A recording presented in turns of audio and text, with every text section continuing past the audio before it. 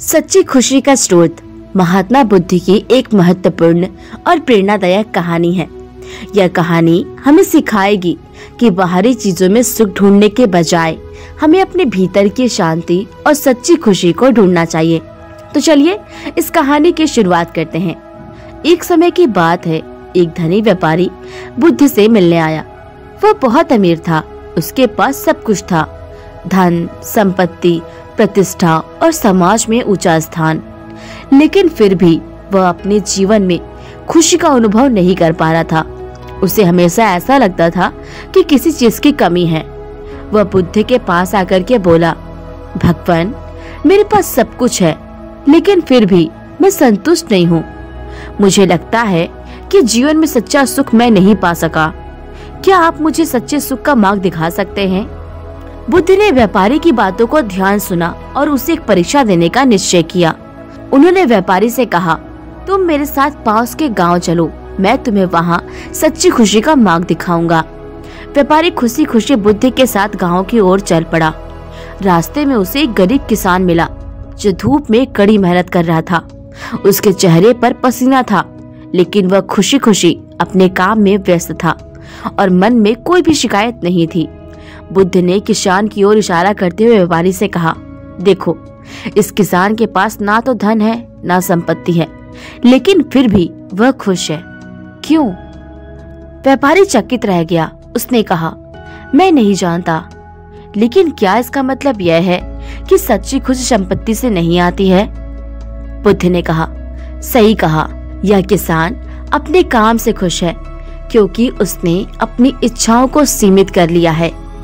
उसे अपने पास जो कुछ भी है उसी में संतोष है। उसके बाद व्यापारी को एक वृद्ध महिला के पास ले गए जो छोटे से गांव में रहती थी। उस महिला के पास बेहद कम साधन थे, लेकिन उसका हृदय करुणा और प्रेम से भरा हुआ था। वह अपने पास आने वाले हर व्यक्ति की मदद करने के लिए तैयार रहती थी और जो कुछ भी उसके पास होता था उसमें वह संतुष्ट रहती थी। बुद्ध ने व्यापारी से कहा, यह वृद्ध महिला भी बहुत खुश है। उसने अपनी खुशी दूसरों की सेवा और अपने मन की शांति में पाई है। बुद्ध ने व्यापारी से कहा, सच्ची खुशी का स्रोत बाहर नहीं बल्कि हमारे भीतर है। लोग अपने जीवन में खुशी पाने के लिए भौतिक वस्तुओं और संपत्तियों का संग्रह करते हैं, लेकिन असली सुख तब मिलता है जब अपने भीतर झांकते हैं और अपने मन को शांत करते हैं। बाहरी चीजें हमें क्षणिक सुख दे सकती हैं, लेकिन सच्ची शांति केवल आंतरिक संतोष से आती है। उन्होंने आगे कहा, संपत्ति का होना कोई बुरी बात नहीं है, लेकिन उसका लालच और उससे अपने सुख को जोड़ लेना ही दुख का कारण बनता है। हमें अपने पास जो कुछ भी है उसमें संतोष करना सीखना चाहिए। यही सुख का रास्ता है। बुद्ध की बातें सुनकर के व्यापारी गहरे विचार में पड़ गया। उसने अपने जीवन में पहली बार यह महसूस किया कि सच्ची खुशी पाने के लिए उसे अपने भीतर की शांति और संतोष की खोज करनी है। उसने यह निश्चय किया कि वह अपनी संपत्ति का उपयोग समाज की भलाई में करेगा और जीवन में संतोष और करुणा को स्थान देगा। महात्मा बुद्ध की यह कहानी हमें सिखाती है कि सच्ची खुशी का स्रोत हमारे भीतर है, न कि आसपास की चीजों में। सच्चा सुख पाने के लिए हमें अपनी इच्छाओं को सीमित करना चाहिए, दूसरों के प्रति करुणा और प्रेम रखना चाहिए और अपने भीतर की शांति को महत्व देना चाहिए।